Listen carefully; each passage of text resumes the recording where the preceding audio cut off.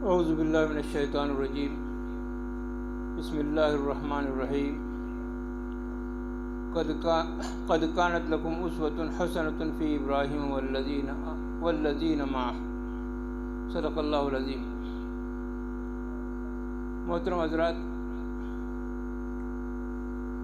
ईद क़ुरबान बिल्कुल करीब है, जिसको हम ईद उल अज़हा कहते हैं। ये हज़रत इब्राहीम अलैहिस्सलाम की एक यादगार है। हज़रत इब्राहीम अलैहिस्सलाम, जिनको अबुल अंबिया भी कहा जाता है, क्योंकि आपकी नस्ल से हज़ारों नबी पैदा हुए। आपके दो बेटे थे, एक हज़रत इसहाक़ अलैहिस्सलाम और हज़रत इस्माईल अलैहिस्सलाम। हज़रत इसहाक़ अलैहिस्सलाम से अंबिया अलैहिस्सलाम की एक नस्ल निकली, और हज़रत इस्माईल अलैहिस्सलाम की औलाद में कोई नबी पैदा नहीं हुए। अलबत्ता आखिर में अल्लाह के रसूल सल्लल्लाहु अलैहि वसल्लम आपकी नस्ल में पैदा हुए। हज़रत इब्राहीम अलैहिस्सलाम, हज़रत इस्माईल अलैहिस्सलाम जब खाने काबा की तामीर कर रहे थे, तो उस वक्त उन्होंने दुआ की थी, रब्बना वबअथ फ़ीहिम रसूलन मिनहुम यतलू अलैहिम आयातिक, कि ऐ अल्लाह, इनमें से एक रसूल और नबी भेज जो तेरी आयत की तिलावत करे और लोगों का तज़किया करे। तो अल्लाह ताला ने उनकी दुआ अल्लाह के रसूल सल्लल्लाहु अलैहि वसल्लम के हक़ में कबूल फरमाई, और आप सल्लल्लाहु अलैहि वसल्लम नबी हुए। हज़रत इब्राहीम अलैहिस्सलाम, जिनको उम्मत वाहिदा भी कहा जाता है, अबुल अंबिया कहा जाता है, इमामुन नास कहा जाता है, और खलीलुल्लाह, अल्लाह का दोस्त उनको कहा जाता है। हज़रत इब्राहीम अलैहिस्सलाम पर जो आज़माइशें आई हैं, हम उसका तसव्वुर नहीं कर सकते। किसी नबी पर भी इतनी आज़माइश नहीं आई जितनी हज़रत इब्राहीम अलैहिस्सलाम पर आज़माइशों के पहाड़ टूटे। मगर हज़रत इब्राहीम अलैहिस्सलाम ने इस्तिकामत का सबूत दिया, और इन इम्तिहानात से नहीं घबराए, बल्कि पहाड़ की तरह वो जमे रहे। इस्तिकामत का उन्होंने सबूत दिया, और इन इम्तिहानात में हज़रत इब्राहीम अलैहिस्सलाम कामयाब। वइज़ इब्तला इब्राहीम रब्बहु बिकलिमातिन फ़अतम्महुन। अल्लाह फरमाता है कि अल्लाह ताला ने चंद बातों के अंदर हज़रत इब्राहीम अलैहिस्सलाम को आज़माया, फ़अतम्महुन, तो उसमें वो कामिल उतरा। तो हज़रत इब्राहीम अलैहिस्सलाम जिन इम्तिहानात से गुजरे, अल्लाह ताला वो खरे होकर उतरे, और किसी किस्म की भी ज़रा बराबर भी वो इन इम्तिहानात से जुम्बिश बराबर भी घर नहीं घबराए। अब गौर कीजिए, हज़रत इब्राहीम अलैहिस्सलाम किसके घर में पैदा हुए? एक बुत तराश, जो बुत तराश भी था और बुत फरोश भी था, शिर्क का मरकज़ था उनका घर। एक बड़ा पुरोहित था उनका बाप आज़र, और नमरूद का बिल्कुल एक करीब था। मगर उन्होंने हज़रत इब्राहीम अलैहिस्सलाम ने जब देखा कि बाप बुत राज रहे हैं और बुतों की घर में पूजा हो रही है, और उसका बाप पुरोहित है, तो उन्होंने अपने बाप को पुकारा, उसको बाप को नसीहत की, या अबती इन्नी क़द जाअनी मिनल इल्मि मा लम यातिका फत्तबीनी अहदिका सिरातन सविय्या। अब्बाजान, मेरे पास एक ऐसा इल्म आया है जो आपके पास नहीं आया, आप मेरे पीछे चलें, मैं आपको सीधा रास्ता बताऊंगा। उन्होंने आपको बाप को नसीहत करते हुए इरशाद फरमाया, इसका लबी या बती लिम तअबुदु मा ला यस्मअ व ला युबसिरु वला युगनी अन्का शैया। ऐ मेरे बाप, तुम इस चीज़ की क्यों इबादत करते हो जो न सुनती है और न देखती है और न कोई किसी के काम आ सकती है। या अबती ला ताबुदी शैतान इन्न शैतान कान रब्बी असिया। अपने बाप को प्यार भरे और मोहब्बत भरे अमृत भरे लहजे में वो नसीहत करते हैं, क्या अबती ला ताबुदी शैतान, शैतान की इबादत न करो, इन्न शैतान कान रहमान असिया, तुम शैतान तुम्हारा रहमान का बड़ा नाफरमान है। जब ये बातें हज़रत इब्राहीम अलैहिस्सलाम ने अपने वालिद को बताई तो उसका रिएक्शन बड़ा सख्त था, क्योंकि वो नमरूद का बड़ा करीब था, उसका दरबारी था और उसको एक मजहबी पेशवा की हैसियत हासिल थी, वो एक पुरोहित था। तो जब उन्हें देखा, उसने बाप ने अपने बेटे को रुझाने की बहुत कोशिश की कि इन चीज़ों के पीछे मत पड़ो, लेकिन जब देखा कि बेटा बाज आने वाला नहीं है तो उन्होंने कहा, या क़ाल अराग़िबुन अन्ता अन आलिहती या इब्राहीम लइन लम तंतही लारजुमन्नक वहजुरनी मलिया। बाप ने कहा, अराग़िबुन अन्ता अन आलिहती या इब्राहीम, ऐ इब्राहीम, क्या तू मेरे माबूदों से जिनकी मैं इबादत करता हूँ, तू उनसे बिफर गया है।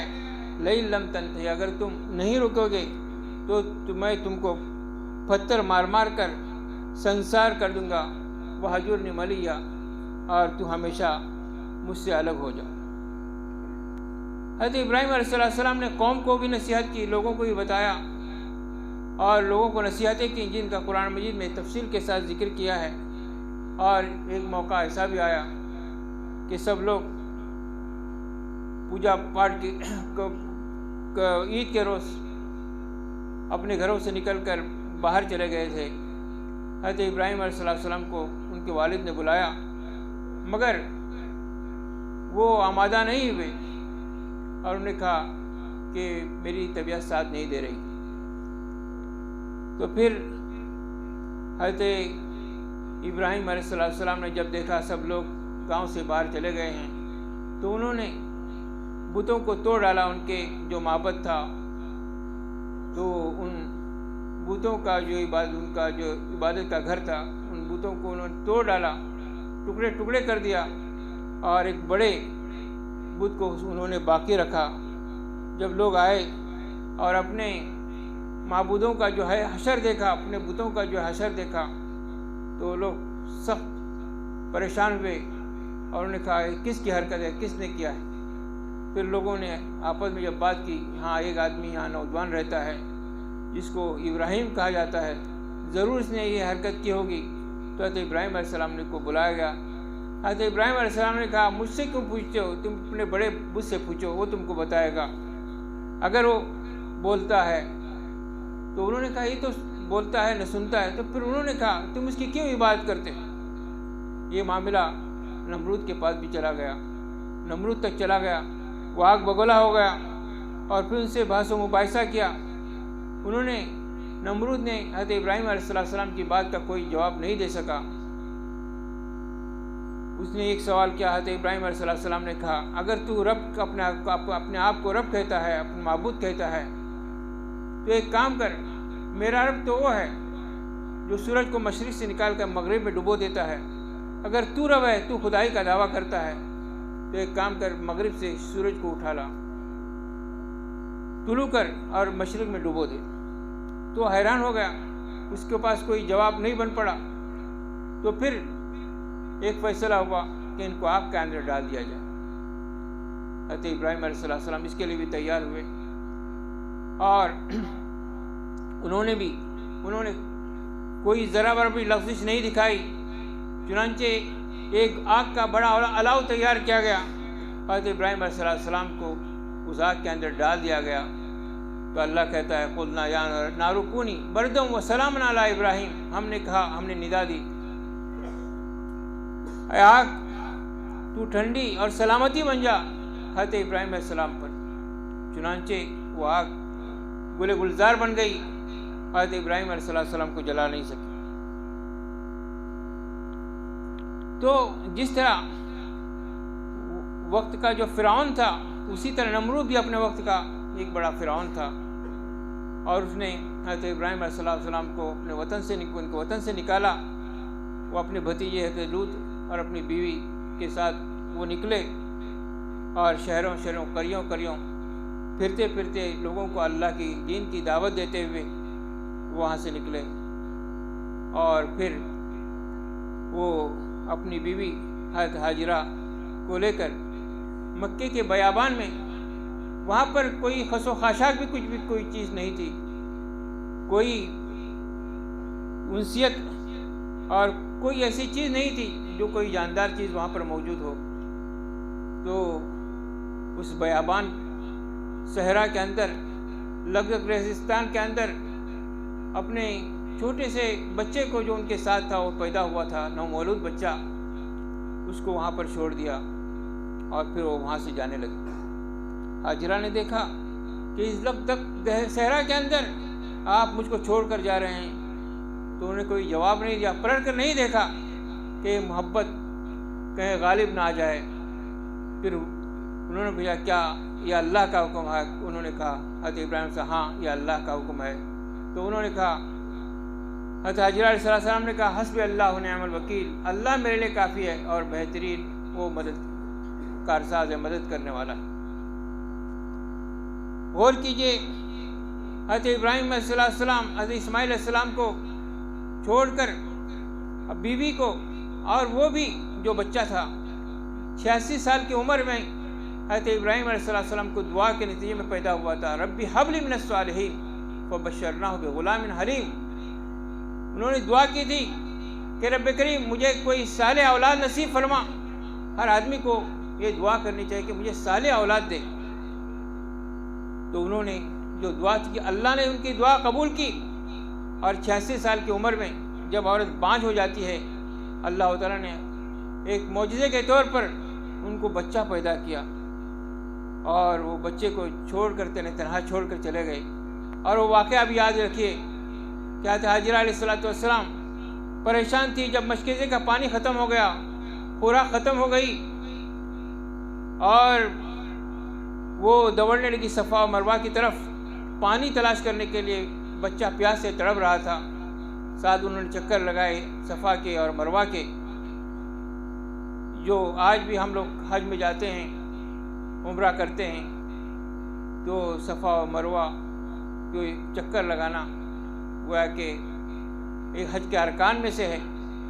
अल्लाह ताला ने इस क़यामत तक के लिए इसको बाकी रखा है। हज़रत हाजिरा अलैहिस्सलाम की अदा अल्लाह ताला को इतनी भाई पसंद आई। फिर जब हज़रत हाजिरा अलैहिस्सलाम ने पलट कर अपने बच्चे की तरफ देखा, तो पैर पटक रहा था, और ज़मीन से एक चश्मा, पानी का चश्मा जारी हो रहा था।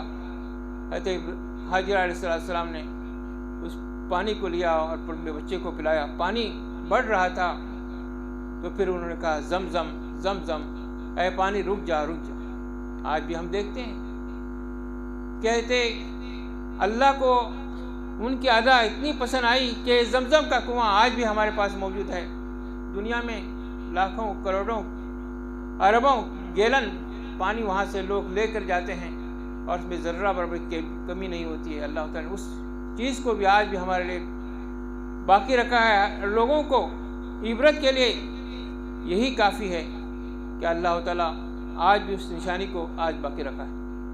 फिर आप गौर कीजिए कि वो बच्चा जब खेल की उम्र को पहुंचता है, बाप का सहारा बनने वाला है। हज़रत इब्राहीम अलैहिस्सलाम को अल्लाह हुक्म देता है, इन्नी अरा फिल मनानी अन्नी अज़बहुक, कि बेटा मैं ख्वाब में देख रहा हूँ कि मैं तुमको ज़बह कर रहा हूँ। ज़बह कर, तू बता, फंजुर माज़ा तरा, कि तुम्हारी क्या राय है।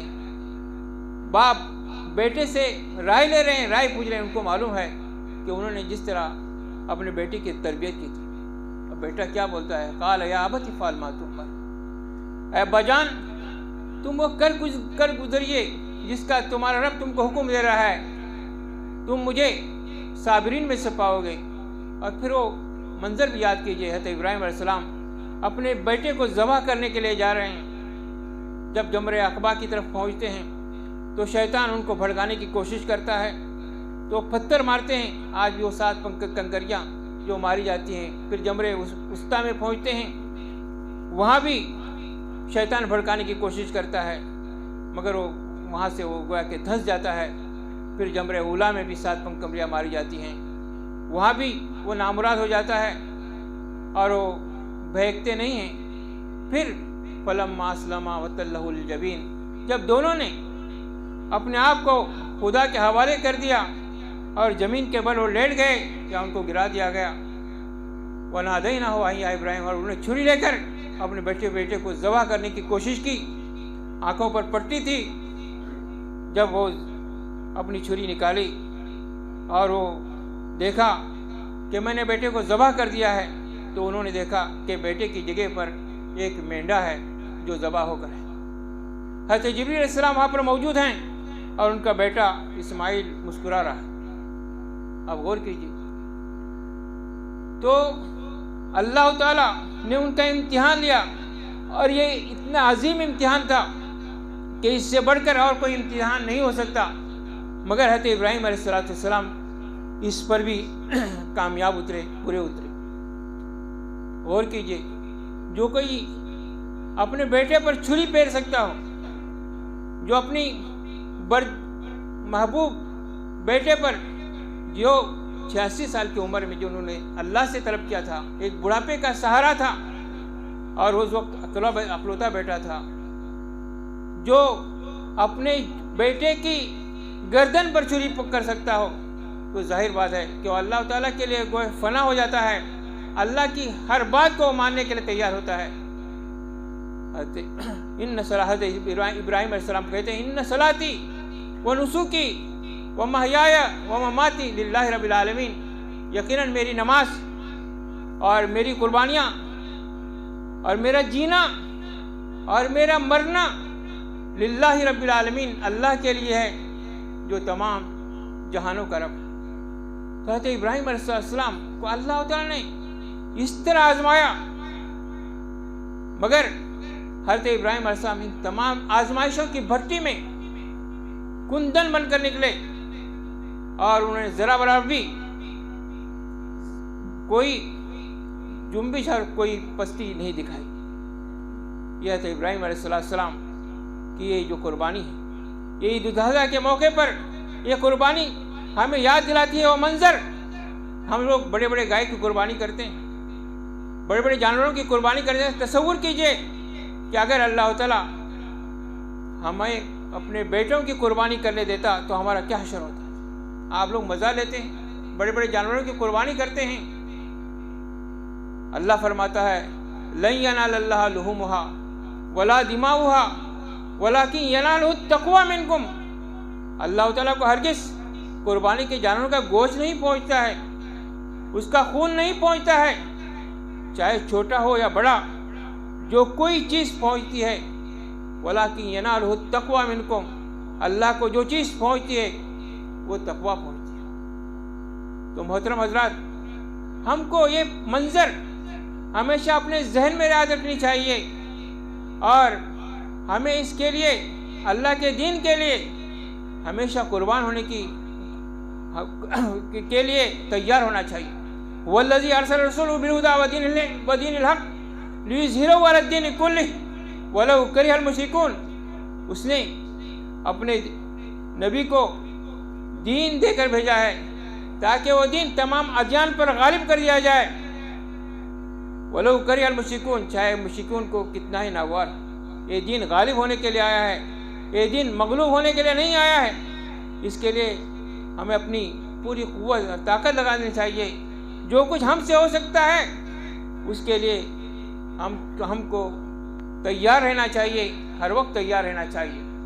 तो मोहतरम आज़ाद, आज के इस खुतबे का यही पैगाम है कि हम लोग सुन्नत इब्राहिमी की इस अदा को याद रखें जो हज़रत इब्राहीम अलैहिस्सलाम ने राह हक़ में तैयार की थी और उसके लिए वो तैयार हुए थे। तो हमको ये मंजर याद रखना चाहिए। अल्लाह से दुआ है कि अल्लाह ताला हमें ईद कुर्बान का सही मफ़हूम समझने की और उस पर अमल करने की तौफीक नसीब फरमा।